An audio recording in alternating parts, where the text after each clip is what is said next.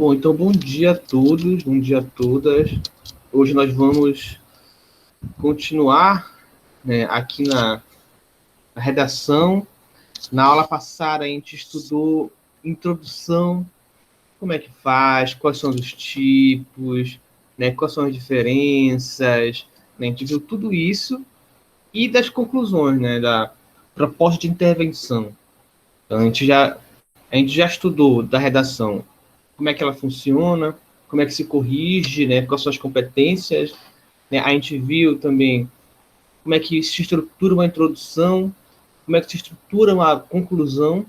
Aí só restou a parte do meio, né? Só restou o desenvolvimento, que é o que a gente vai ver hoje, né? Que são as famosas estratégias argumentativas. Né? Como eu falei para vocês nas últimas aulas, né, na primeira aula principalmente, a redação do Enem, ela é você ter uma opinião sobre um tema, né? O Enem te determina um tema que é para todo mundo. O desse ano foi da saúde mental, né, etc.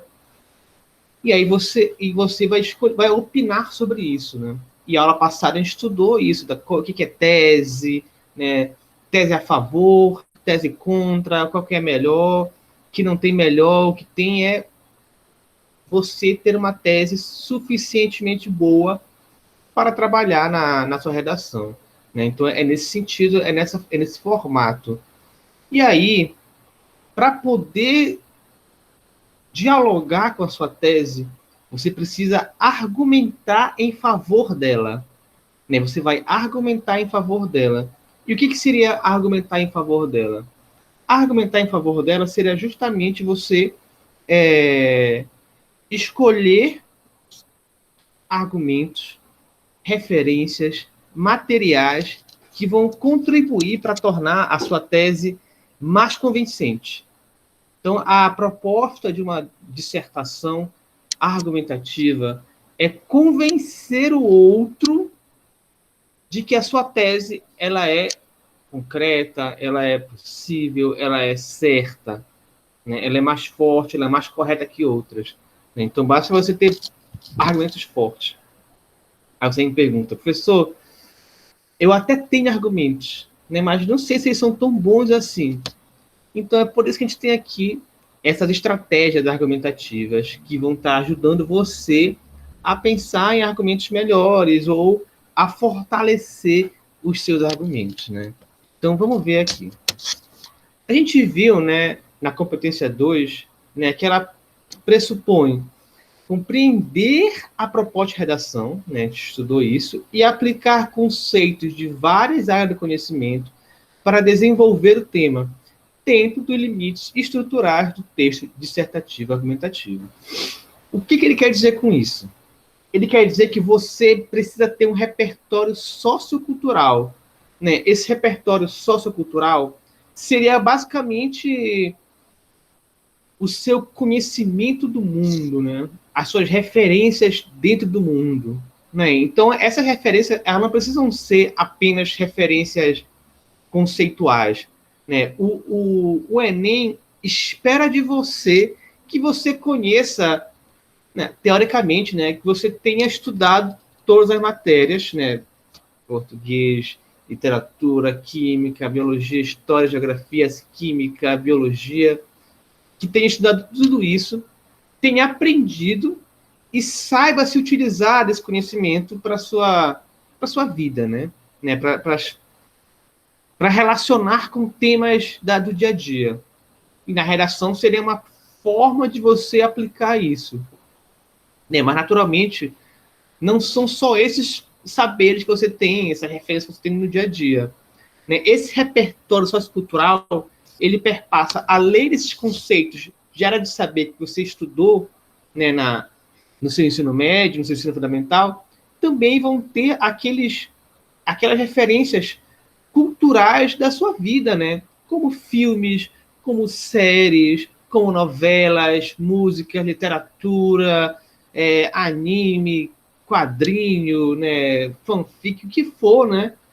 Que for produto cultural humano, né? Que você consome, né? Então, muitas vezes a gente acha errado, né, de achar que o que a gente está assistindo, o que a gente consome no dia a dia, não é tão importante quanto estudar a disciplina, né? Então, quando a gente pensa, eu vou estudar hoje, né? Vou me propor a estudar. Você pega e estuda português, você pega e estuda material de matemática, né? No entanto, quando você assiste um filme, quando você escuta uma música, isso também pode ser uma forma de estar estudando, né? Porque aquele repertório que você vai construindo, ele te ajuda a construir os seus argumentos numa redação. Certo? Então, é bem interessante ver por esse lado também. Quem é viciado em série, né, sempre vai ter algum argumento para colocar. Né? E a gente vai ver como é que a gente vai fazer isso.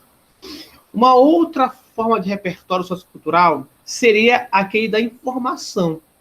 Né? O Enem, como a gente falou na última aula, ele propõe temas que seriam relevantes para a atualidade.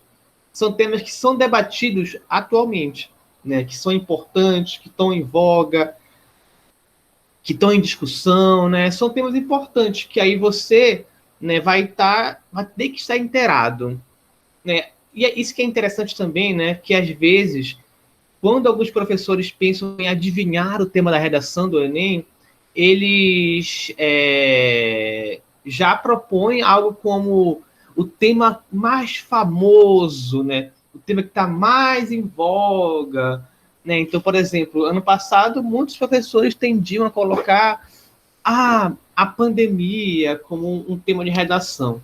Mas vamos lembrar, né, que o tema da redação, ele pressupõe que você construa uma proposta de intervenção social na sua conclusão. E aí, muitos temas que são atuais não têm propostas de intervenções muito claras, né, muito precisas, ou necessita de muito embasamento, né? Muito estudo teórico, né? Então aí você precisaria ter um outro embasamento, né? Eles propõem temas mais próximos de você, né? Que teoricamente deveria ser feito por todo e qualquer brasileiro, né? Então, do norte ao sul, esse tema vai tocar essas pessoas. Claro que isso é um tanto que irreal, mas é uma forma de ver como é que funciona a escolha do tema. Então, você precisa estar atento, né, às notícias.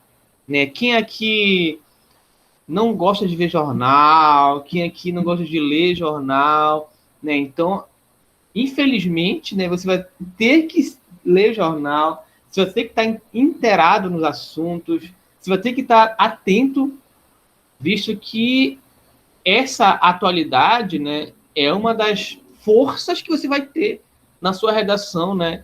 E para além disso, né, na prova do Enem, né, no geral, existem vários momentos em que a atualidade é uma das cobranças, né? Seja em português ou seja em geografia, né? Saber a atualidade te ajuda a compreender melhor questões, né? Por isso que é até interessante, né? Jogo para vocês esse convite, né? É até interessante vocês, desde já, né? Desde esse ano, já fazerem a prova do Enem como treineiros, né? Se vão lá treinar, né? Tentem pegar uma isenção de pagamento, né? Que aí você vai lá, faz a prova, né? No dia, com o tempo específico e tal, para ver como é que você se sai, né? Como é que está o seu patamar, né? Naturalmente, né, você está no primeiro ano, está pegando os assuntos, está aprendendo, mas é importante a gente estar entendendo que são níveis, né? Então, a gente faz esse ano, vê como é que é, ano que vem tenta de novo, vê como é que é, e aí no convênio você vai estar mais inteirado, né? Mais focado, e aí vai ter maiores chances, né? E eu digo que é melhor fazer a prova real mesmo, né? De ir lá na escola fazer, né? Pegar os 2 domingos e tal. Por quê? Porque o Enem, ele é uma prova muito específica, né? Ele é uma prova diferente de tantas outras. Então, quem aqui pensar em fazer concurso, né? Ou outras provas, assim, do tipo vestibulares de outros lugares, existe uma outra funcionalidade, né? A prova do Enem, ela é maior, né? Ela é maior, ela tem a redação, ela tem muito texto, né? Ela é intensa, né? Ela é cansativa, né? Então, uma das coisas que podem te fazer errar é cansaço, né? É o cansaço, né? Então, sei lá, no primeiro domingo cai português, cai redação, né? Então você, são matérias que eu domino, que eu acho que são mais fáceis e tal. No entanto, você fez 20 questões e cada uma veio um texto, né? Um texto, às vezes, grande, né? E você lê 20 questões e cansou, né? E cansou. E aí, depois disso, ler a prova com vista cansada, que você se confunde, né? Então, por isso que eu acho que, nesse momento, né, é legal se preparar para isso, fazendo a prova, se cansando mesmo, né? E criando, né, essa habilidade de leitura, essa habilidade de prova. Certo? Né? Então, a gente já falou que os repertórios socioculturais, o primeiro são justamente, né, os conceitos que você aprende em sala de aula, né, nas outras disciplinas, né, além da minha, né, português, história, geografia, física, química, biologia, filosofia, sociologia, né, e por aí vai, né, são aqueles que vão estar contribuindo para você entender melhor o mundo, já que você, como um aluno do ensino médio, está aprendendo coisas que vão ajudar você a entender melhor o mundo. Existem alguns comentários aí, não sei se vocês já viram, né? Acho que fica importante destacar aqui, né? Que muitas pessoas falam: mas eu não vou usar Bhaskara na matemática, eu não vou usar o Bhaskara nunca na minha vida. Então, por que eu estou aprendendo isso, né? Já que eu não vou usar no dia a dia, eu tenho que aprender mercado financeiro, eu tenho que aprender como é que, sei lá, constrói uma cadeira, né? Só que, né? Só que, justamente, né? Se a gente pensar para investimento, né? Investimento é algo muito abstrato. Não é algo concreto. Você não está vendo dinheiro, né? E a matemática, como do Bhaskara, por exemplo, ela vai te ajudar a entender essas lógicas abstratas, de que você não tem um valor específico e você pode procurar esse valor, né? E além disso, né, essas coisas de variáveis, né, duas variáveis e tal, isso dentro do mercado financeiro é o que mais tem, né? Tanto que eles fazem até aquelas coisas de como é cálculo 1, né? Que é de, enfim, né? Então é um argumento, né, que na verdade não tem muita função e tudo que você aprende aqui no ensino médio são assuntos que você tem como olhar para o mundo e entender o mundo de outra forma. Né? Talvez, às vezes, o modo como ele é ensinado não chegue dessa forma. Mas, se você pensar, né, você consegue encontrar forma de ver no mundo de uma forma mais crítica, uma forma mais científica de ver o mundo. Né? Então, essa aqui é a proposta. E você, sabendo disso, você pode aplicar na sua redação esses saberes, né, de como você pode olhar o mundo de um olhar mais crítico científico. Tá. Outro fator que eu falei, né, seria essas referências culturais que você consome no dia a dia. Filmes Eita. Filme, série, né, música, livros e tal, que são produtos culturais, e esses produtos culturais falam sobre o mundo, então você pode utilizar eles. Geralmente, né, e isso não é regra, né, mas é interessante também pensar dessa forma, muitos alunos do ensino médio, nesse sentido, eles preferem assistir muito documentário, né? Porque documentário ele vai estar tanto ensinando de outras áreas, quanto mostrando atualidades, quanto mostrando uma referência cultural. Mas isso não é regra, né? Você decide o que você assiste, né? O que você consome.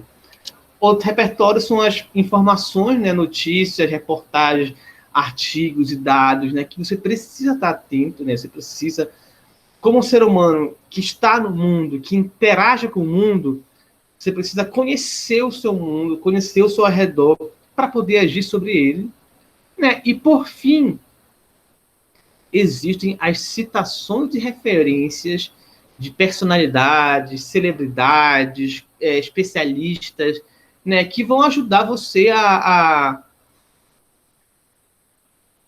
caracterizar melhor alguma coisa, né? Dar uma força de autoridade, né? Isso que a gente chama de argumento de autoridade, né?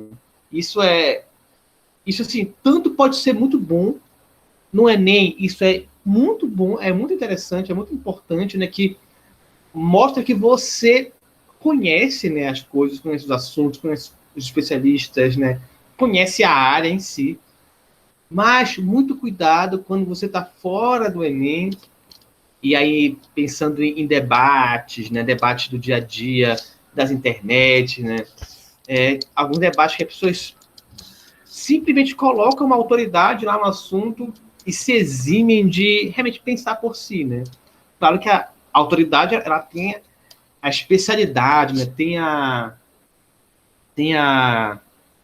tem o saber construído, né? Mas é preciso que você tenha o seu argumento também, né?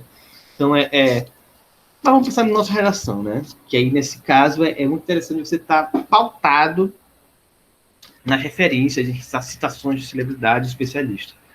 Vamos ver agora, então, como é que você pode usar cada uma delas para reforçar o seu argumento, né? Então, quais são as formas, né? Então, lembrando, pensando que a gente tem aqui esse repertório, área de saber, cultura, informação e citações, a gente vai transportar isso para essas formas, né? Então, exemplificação, argumento de autoridade, alusão histórica, fatos comprováveis, dados estatísticos, conceituação, causa e consequência e comparação.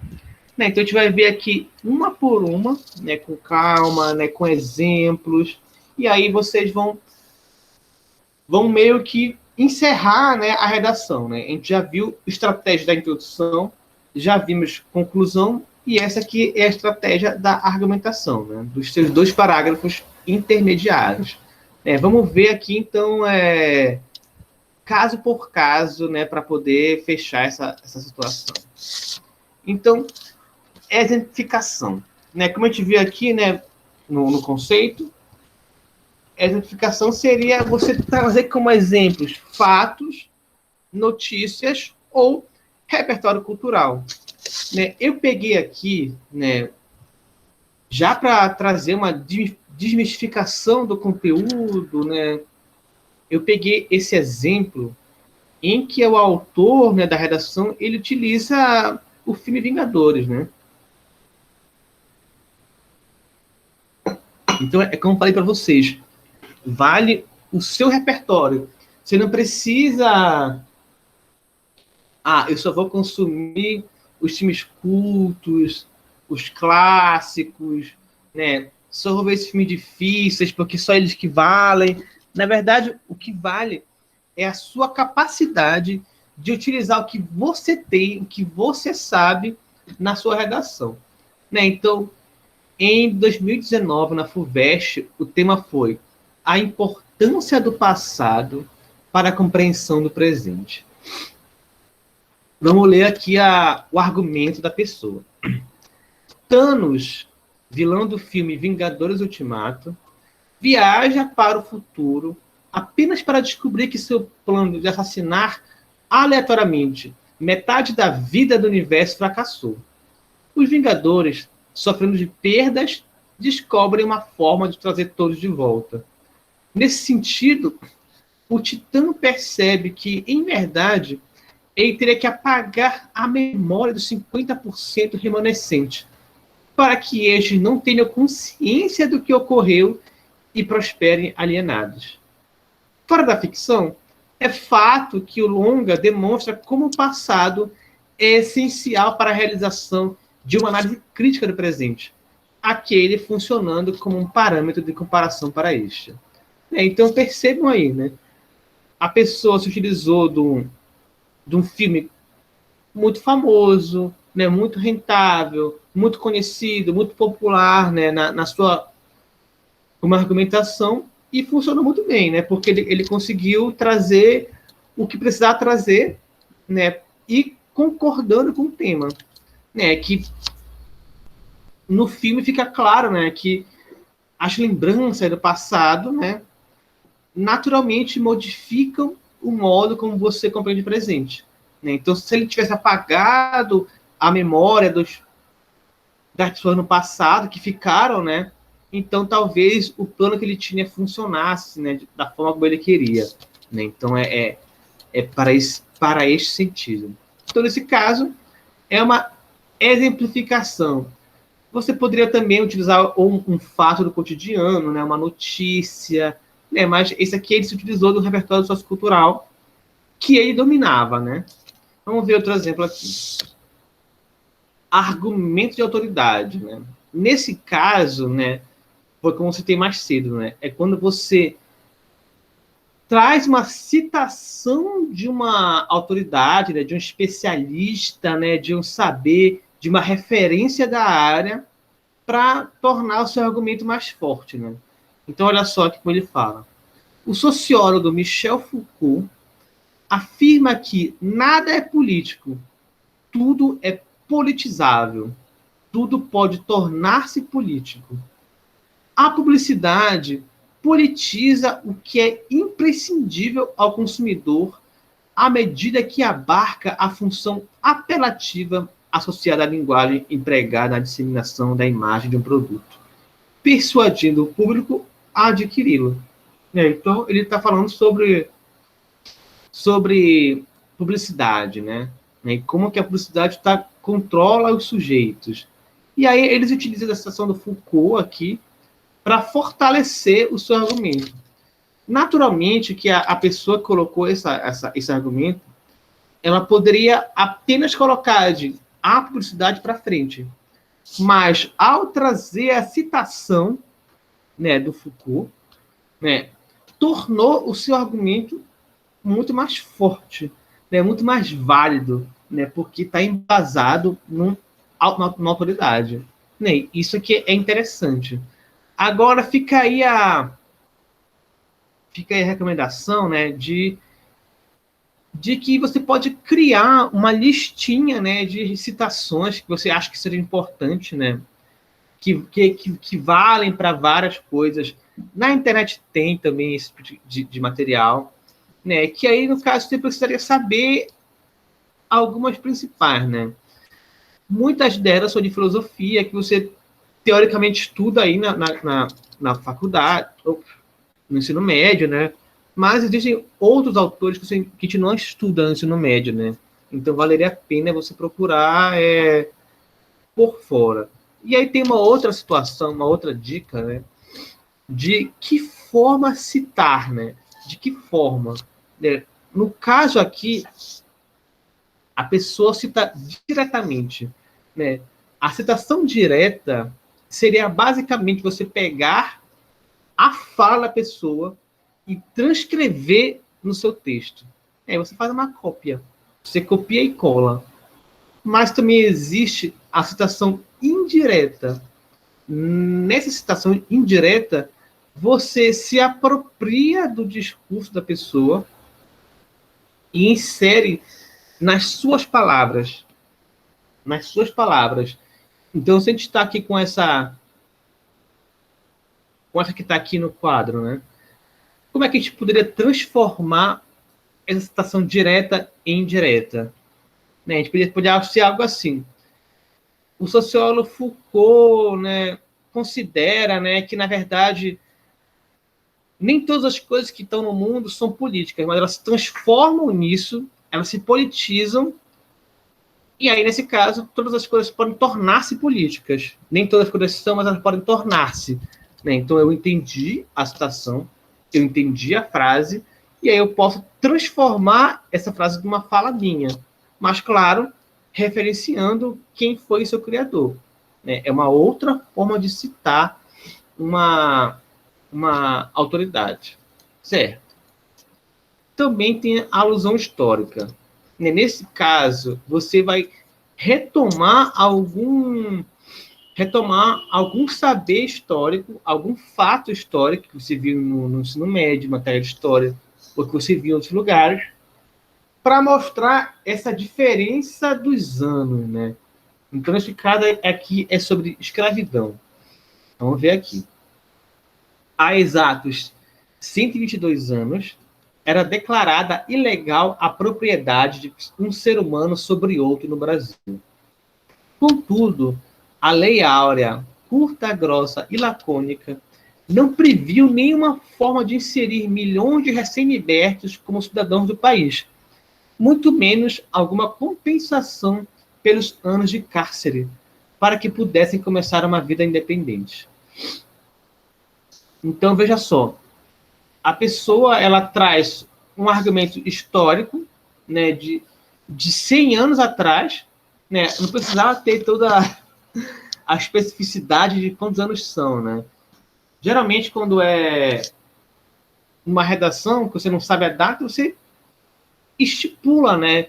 Então, há mais de 100 anos atrás, cerca de 100 anos atrás, né, que aí você dá uma abertura das possibilidades, né? Porque não dá para gravar também as datas, né? Seria também pedir demais de todo mundo, né? E aí, no caso, você traz um argumento histórico, né? Traz essa reflexão, né? Traz essa possibilidade para tornar o seu argumento da autoridade, não, o seu argumento da realidade atual mais forte, né? Então, hoje em dia, as coisas acontecem dessa forma porque no passado foi assim. E a partir desse passado foi se construindo de uma forma que hoje em dia desembocou nessa que a gente está vendo agora, né? Então, mostra que você tem um olhar crítico da realidade, da sociedade, e percebe como que as coisas vão se transformando, né? É uma forma de utilizar o seu repertório sociocultural. E é basicamente isso, né? Aí, voltando aqui acho que não tem exemplos, né? Acho que não tem exemplos, que eu nem consegui achar de todos, né? Vamos ver aqui. A gente viu exemplificação, autoridade, alusão histórica. Vamos ver aqui as outras 5. Como eu não achei exemplo, a gente vai só passar por cima. E aí depois, se eu encontrar, eu mando para você em forma de material, né? Então, por exemplo, fatos comprováveis, né? Então, você, como você mais cedo, precisa ter um pé na informação. Precisa ler jornal, precisa ver jornal, ou ouvir, né? Então, o mais interessante na atualidade, né, é que você não precisa gostar de só uma forma de se informar. Você pode se informar de diversas formas. Seja via internet lendo, você comprando jornal físico e lendo, você pode assistir o jornal na televisão, e você pode até ouvir no podcast, né? Então tem vários jornais que tem a versão podcast que você pode estar escutando, né? Se eu abrir aqui o site de podcast, né, o Spotify, né, e procurar aqui notícia, deixa eu ver aqui. Notícias. A gente vai ter aqui, ó, Estadão, Folha de São Paulo, G1, né? Tem, deixa eu ver, notícias e política. Ó, Panorama, CBN, né? Então tem várias formas de você se informar que não se baseiam apenas, né, nas formas tradicionais, né? Então, eu não tenho dinheiro para comprar jornal, né? É caro, né? Também é muito papel para guardar em casa e tal. Você pode entrar no site do jornal e ler no seu celular mesmo.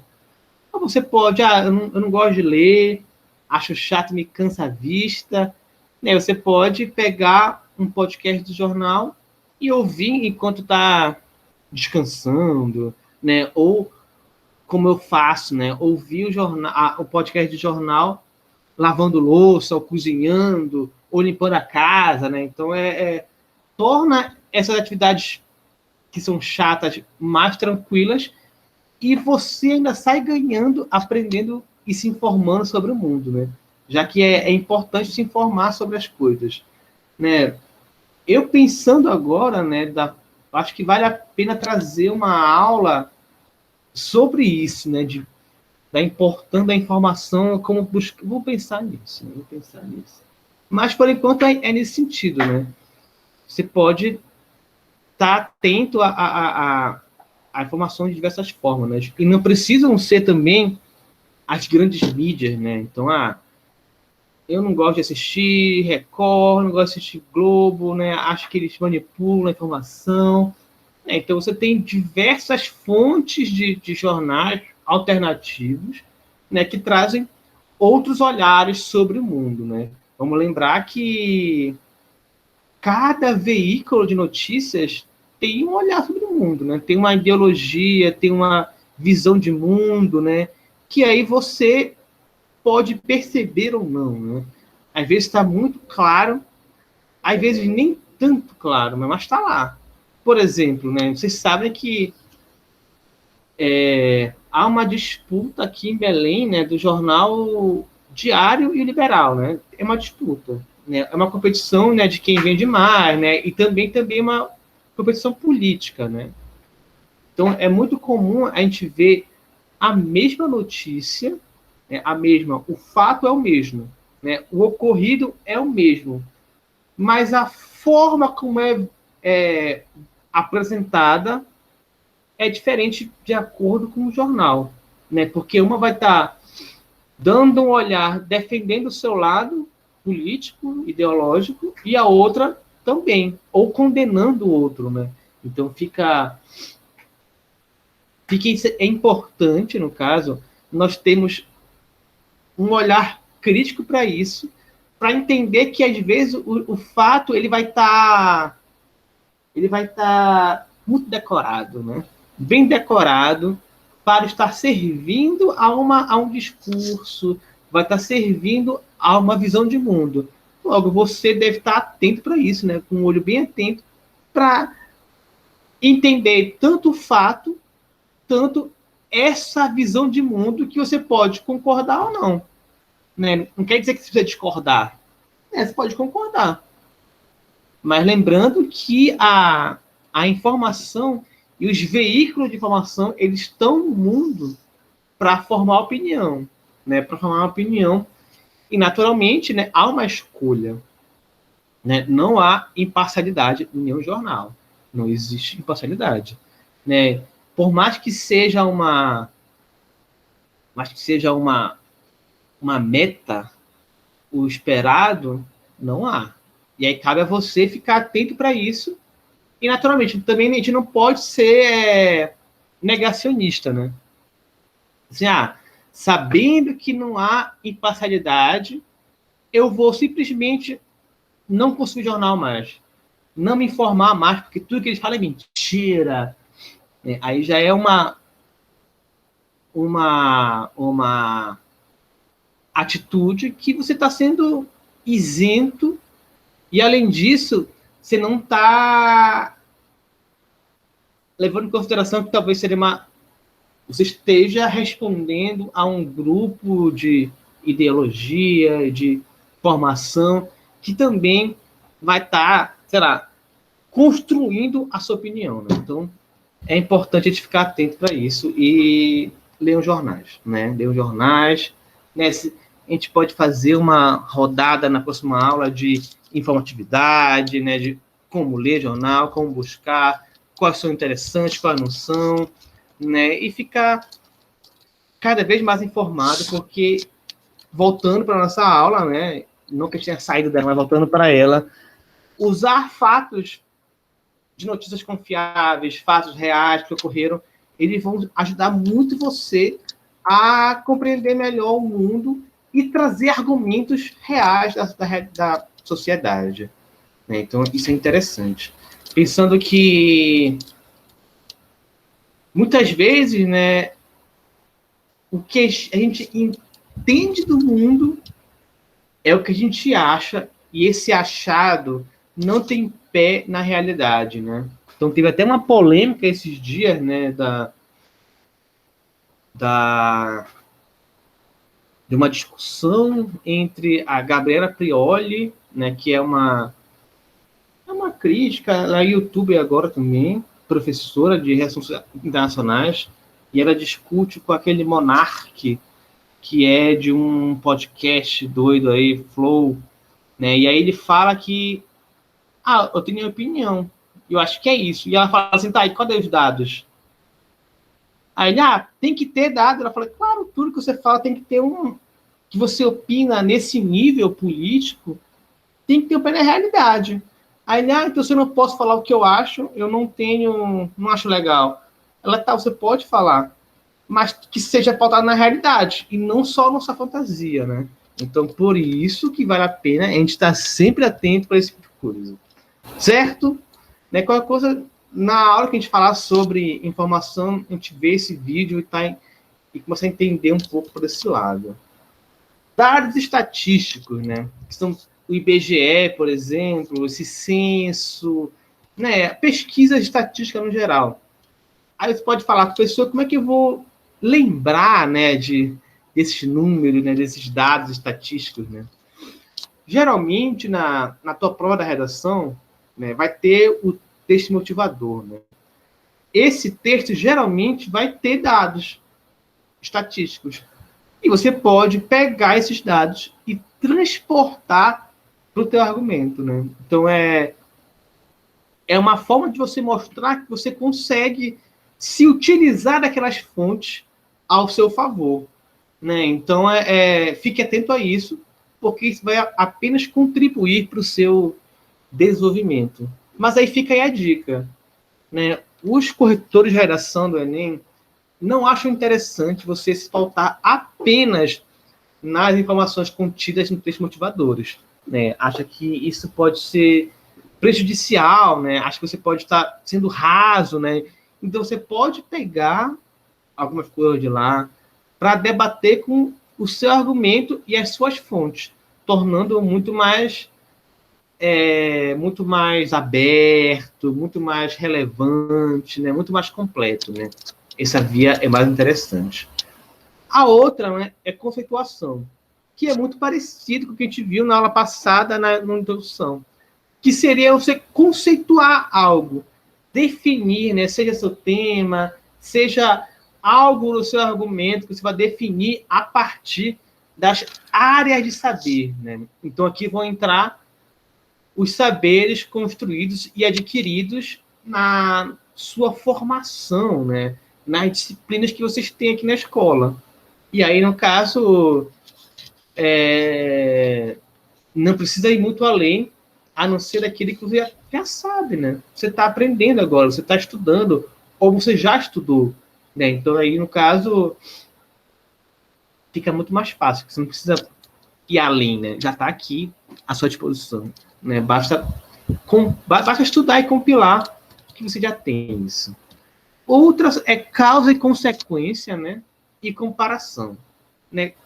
Quais são as diferenças daqui, né? Causa e consequência, comparação, né? Qual é a diferença? No caso, a gente vai ter aqui causa e consequência. Você vai retomar, né, algum fator histórico, algum elemento histórico que ocorreu de uma certa forma, e aí aqui agora você pode estar vendo como que esse caso histórico reverbera atualmente, né? Então, é muito parecido com a alusão histórica, né? É muito parecido. Mas, na alusão histórica, você pega uma referência, você pega um exemplo, e aqui, na causa e consequência, o seu olhar não é como exemplo, mas o seu olhar acontecia assim, olha no que deu. Né? Então, olha no que deu. Né? Então, é uma outra forma, é um outro olhar, é uma outra perspectiva que vai tornar esse argumento diferente. A mesma coisa é a comparação. Né? Quando você compara. Né? E aí pode ser países, pode ser argumentos, né? Então, é interessante, por exemplo, comparar argumentos o seu com de outra pessoa que pensa o oposto, né? Então, você compara e vê, olha só como aqui é diferente, como aqui tem mais veracidade, aqui tem mais força e tal. Ou você pode comparar, por exemplo, países, regiões, né, pessoas, né? Que aí você compara e, a partir disso, retira uma síntese, certo? Então, é basicamente isso, né? É nesse sentido, né, que você pode usar a sua argumentação, né, nesses fatos, né, com esses exemplos. Eu vou procurar, né, com mais cuidado, ou vou fazer, né, já que se eu não achar, eu vou precisar fazer exemplos para todos esses, né, para ficar fácil de visualizar. Né? Mas, no geral, é isso. E por hoje a gente fica por aqui. Então,